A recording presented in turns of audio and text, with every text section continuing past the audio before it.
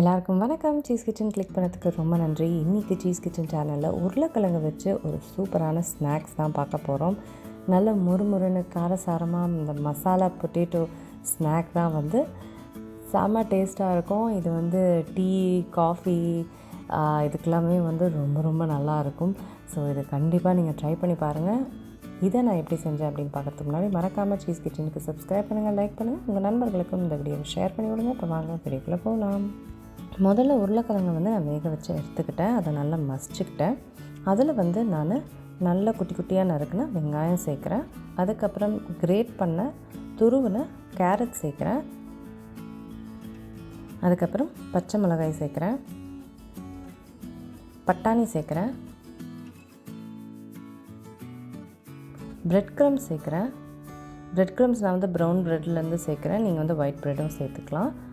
Brown bread ஒரு flavour கொடுக்கும், so அதனால தான். அதுக்கப்புறம் coriander leaves, chilli powder, garam masala, chat masala, உப்பு. இப்போது இது எல்லாத்தையுமே நான் நல்லா பிணைஞ்சிக்க போகிறேன். உருளைக்கிழங்குல நல்லா மாய்ஸ்சர் இருக்கிறதுனால இது ஈஸியாக நம்ம பிணைஞ்சிக்க முடியும். பார்க்க நிறைய இருக்கிற மாதிரி இருக்கும், ஆனால் ஈஸியாகவே பிணைஞ்சிக்க முடியும் அந்த மாய்ஸ்சரால்.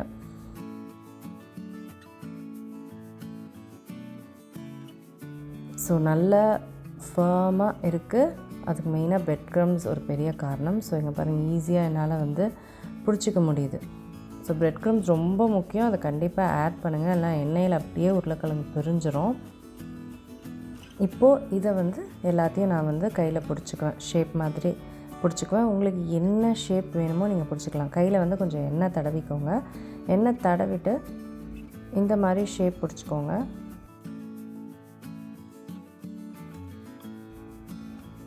இந்த மாதிரி நான் எல்லா உருளைக்கிழங்குக்கும் பண்ண போகிறேன்.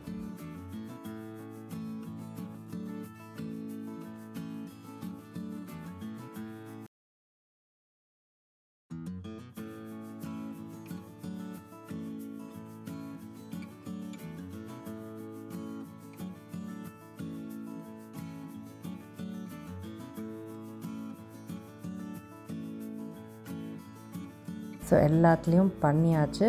இதை நான் அப்படியே ஃப்ரிட்ஜில் ஒரு 15 மினிட்ஸ் வச்சுட்டு அப்புறம் தான் நான் ஃப்ரை பண்ண போகிறேன். 15 மினிட்ஸ் ஆகிடுச்சு. ஆயிலும் நல்லா சூடாகிடுச்சு.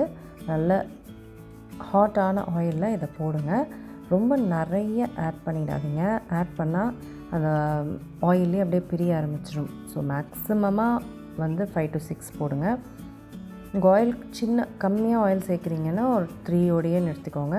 நல்லா ஹை ஹீட்டில் இது ஃப்ரை ஆகணும்.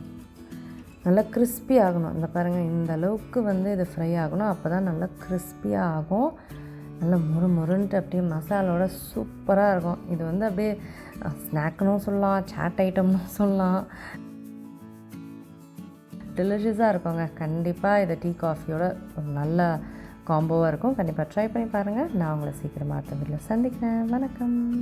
இருங்க எங்கே போகிறீங்க? இந்த 2 வீடியோஸும் கண்டிப்பாக உங்களுக்கு பிடிக்கும். கிளிக் பண்ணி பாருங்கள்.